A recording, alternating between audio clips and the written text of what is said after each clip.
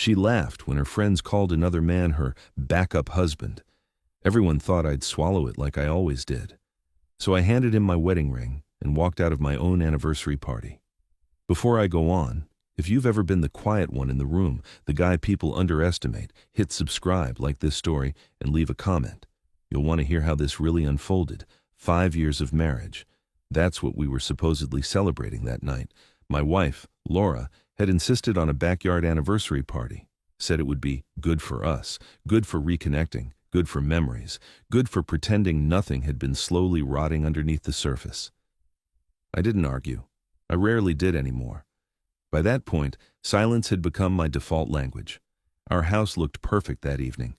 String lights across the fence, folding tables covered with cheap white cloths, food trays steaming in the summer air.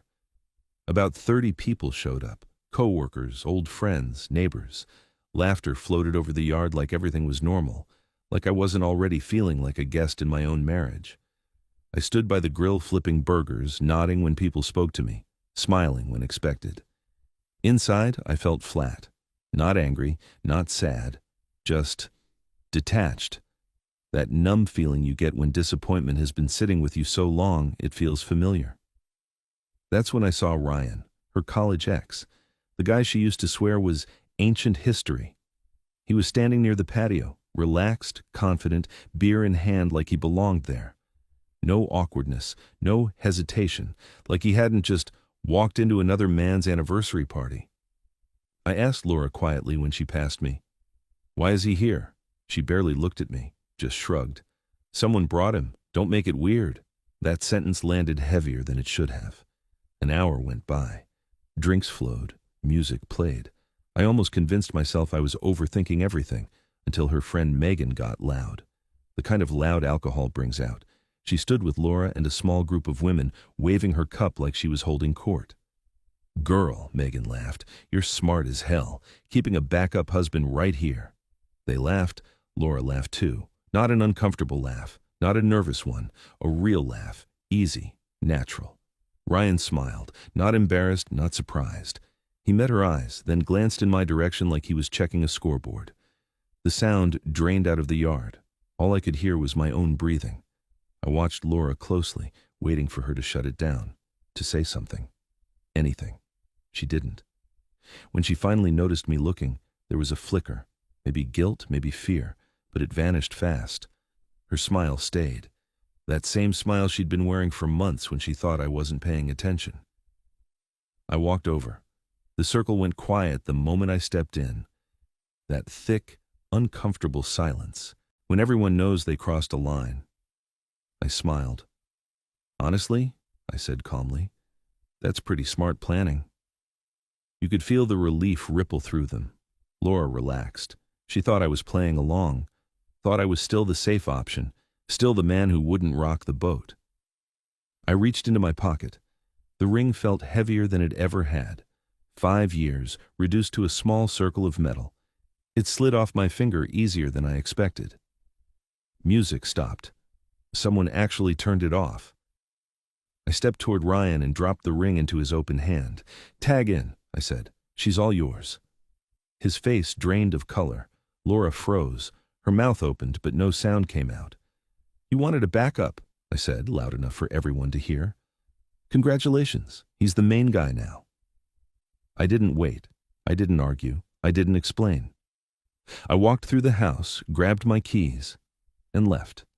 Behind me, the party collapsed into chaos, doors opening, voices overlapping, but I felt something I hadn't felt in months, clarity, like the fog finally lifted, and that was just the beginning. I didn't feel dramatic when I left. That's the strange part. No shaking hands, no yelling, no urge to look back. I drove with the windows down, night air cutting through the heat, headlights blurring past like nothing behind me mattered anymore. My phone started vibrating before I hit the end of the street. I ignored it. Whatever was happening back there didn't deserve another second of my attention. I went straight to my brother Mike's place. He opened the door, took one look at my face, and stepped aside without asking a single question. That's what brothers do when they know something broke and words won't fix it. He handed me a beer, turned on a game, and let the silence do the talking. The calls kept coming. Laura. Unknown numbers, even one from Ryan, which I deleted without listening. I sat on the couch staring at the TV without seeing it, replaying that laugh in my head. Not the joke, not the words, the laugh. That was the line. Somewhere along the way, I hadn't just become complacent, I'd become optional. I didn't sleep much that night. Every time I closed my eyes, I saw the same image, her smiling while another man stood beside her like a contingency plan. Morning light crept through the blinds, and with it came a clarity I hadn't expected. I wasn't angry. I was done. Over coffee, Mike finally asked, "How long has something felt off?" The question hit harder than the joke ever did. Months, maybe longer. Short answers, no real conversations, always tired, always distracted. I told him about the gym she suddenly joined, the new clothes, the way she guarded her phone like it held state secrets. I'd noticed all of it and convinced myself I was paranoid. That's what men like me do. We rationalize disrespect until it feels normal. By mid-morning, I knew I needed to go back to the house. Not to talk, not to fight, just to get my things. Laura left for work at 7:30. I waited until 8. The driveway was empty when I pulled in. The house looked exactly the way I'd left it. Half-eaten food, plastic cups everywhere, the grill still sitting in the yard like the night froze mid-collapse. I went straight to the bedroom and started packing. Clothes, documents, the things that mattered. Then I saw her tablet on the nightstand, still unlocked. I knew I shouldn't look. I looked. Weeks of messages, late nights, inside jokes, complaints about me, about how I didn't get her anymore, about how Ryan always knew how to make her laugh. One message stopped me cold, from 3 weeks earlier. She'd written how much she was looking forward to seeing him at the party. He replied that he wouldn't miss it. She said she'd miss this. I took pictures of everything, calm hands, no rush. Then I finished packing and left. Back at Mike's place, I made a call I never imagined I'd make, a lawyer. The receptionist asked if I wanted a consultation or to move forward. I said, "Move forward."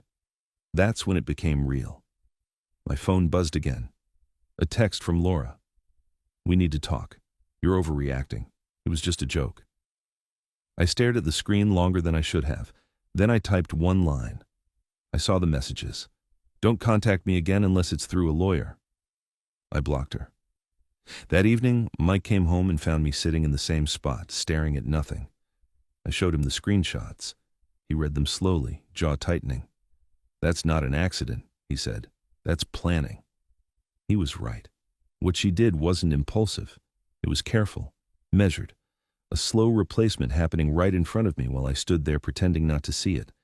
And as I sat there, surrounded by boxes and silence, one truth settled in deeper than anything else. I hadn't walked out of my marriage that night. I'd just stopped pretending I was still in it. The next few days moved in a strange blur, like time had lost its edges. I stayed at Mike's place, slept on his couch, woke up too early every morning with my mind already racing. My phone stayed quiet after I blocked Laura, and that silence said more than any apology ever could. When someone fights for you, they don't go quiet. They get louder. By Wednesday, I met with the lawyer. His name was Robert, mid-60s, calm voice, eyes that had seen every version of betrayal there was. I laid everything out. The party, the joke, the messages. He listened without interrupting, occasionally jotting notes. When I finished, he leaned back and said something that stuck with me. This didn't start at the party. That was just where it became visible. He was right, and deep down, I already knew it. That afternoon, I started looking through financial records, not out of revenge, out of necessity. I needed to understand when the ground under my feet had actually cracked. Bank statements don't lie. February caught my eye. Valentine's Day. I remembered cooking dinner that night, lighting candles, thinking I was doing something meaningful. The statement showed a charge at a coffee shop downtown that same afternoon, during work hours, when she told me she was slammed at the office. March had another one. Then April. Always midday. Always during times she claimed she was busy. Too busy to answer calls, too busy to come home early. I printed everything. When Mike got home and saw the papers spread across the table, he raised an eyebrow. "You look like you're building a case." Maybe I am. We matched dates with text messages, excuses lined up perfectly with transactions. At least 15 times where her story didn't match reality. 15 times I'd believed her without question, not because I was blind, because I trusted her. That night, my phone rang from an unknown number. I almost ignored it, but something told me not to. It was Ethan, one of the guys from the party. He sounded nervous, said he'd been thinking about that night and couldn't let it go. Then he dropped something that made my grip tighten on the phone. The joke wasn't spontaneous. Her friends had planned it days in advance. They thought it would be funny. They thought I'd laugh it off. Laura knew. She approved it. She invited Ryan anyway. When the call ended, I sat there in silence. That wasn't drunken stupidity. That was a test. A calculated moment designed to see how much disrespect I'd tolerate, and I'd answered it by walking away. The following week was about untangling logistics, accounts, insurance, contact lists, 5 years of shared life reduced to checkboxes. It was exhausting, but every completed task felt like reclaiming ground. Laura tried reaching out through friends, through family, through anyone who would listen. I didn't respond. Then came the official papers. She contested the divorce, claimed I'd abandoned the marriage, requested support, counseling, another chance. Robert relayed it all without emotion, asked how I wanted to proceed. No counseling, I said. We're past that. For the first time since that night, I felt something close to anger. Not explosive, focused, controlled, the kind that sharpens instead of burns. A few days later, Robert called again. She wanted to meet, face to face, said she'd agree to my terms if I'd just listen. Public place, neutral ground. I agreed, not because I owed her anything, but because I wanted to look her in the eyes and confirm what I already knew. By the time Saturday morning came, I wasn't nervous. I wasn't hopeful. I was ready. And that difference mattered more than anything. The diner smelled like burnt coffee and grease, the kind of place where conversations linger because no one's really listening. I got there early, sat in a booth near the window, hands wrapped around a mug I didn't need. Robert took a seat a few tables away, newspaper open, pretending not to exist. Just knowing he was there steadied me. Laura walked in right on time. She looked smaller somehow, thinner. Dark circles under her eyes, hair pulled back without effort. For a brief second, I felt something familiar tug at me. Not love, not regret, memory. Then it passed. She slid into the booth across from me and folded her hands like she was bracing for impact. "Thank you for meeting me," she said softly. I didn't respond. Silence has a way of forcing honesty. "I know you're angry," she continued. "You have every right to be. But nothing happened with Ryan. We never crossed that line." I leaned forward slightly.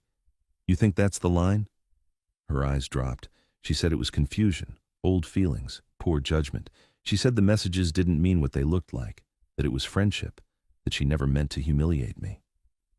I asked her one question. If I'd invited an ex to our anniversary, let my friends joke about her replacing you, lied for months about meeting her, and laughed while you stood there, what would you call that?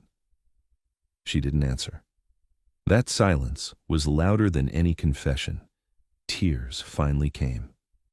Real ones. A year earlier, they would have undone me. Now they just confirmed something I'd already accepted.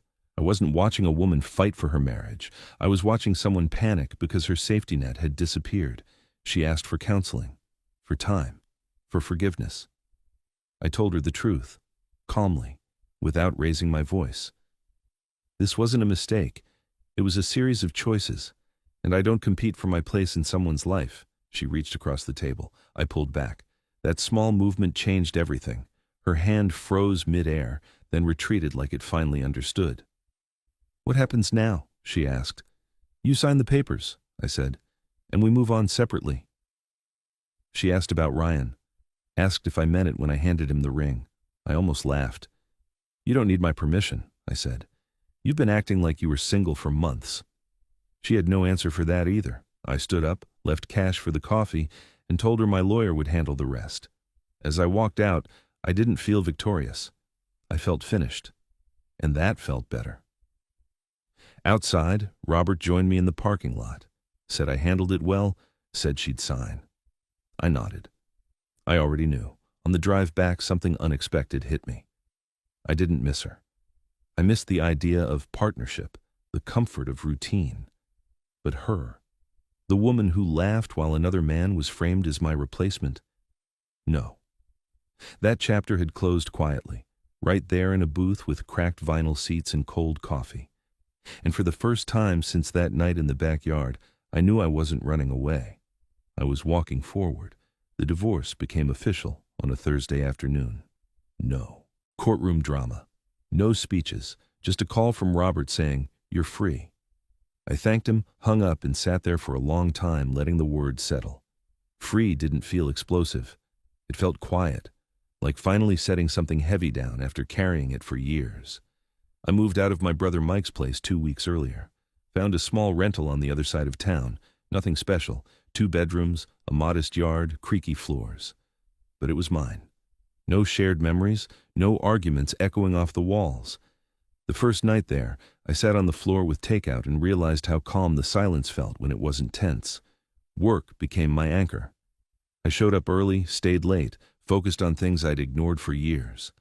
A month later, my boss pulled me aside and offered me a promotion, better hours, better pay, a reset I didn't even know I'd needed.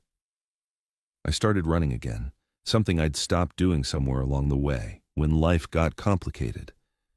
Just me, the road, and my thoughts finally lining up. One Saturday morning, I ran into Ethan at a hardware store. He told me something without trying to soften it. Laura and Ryan had lasted less than 2 weeks. Turns out Ryan liked being wanted, not being responsible. When it stopped being fun, he disappeared. She lost both of us in the process. I wasn't surprised. I wasn't relieved either. It didn't change anything. The decision I made wasn't about him. It was about me refusing to be someone's contingency plan. That night, Mike came over. We grilled steaks in my backyard, drank beer, talked about anything except the past.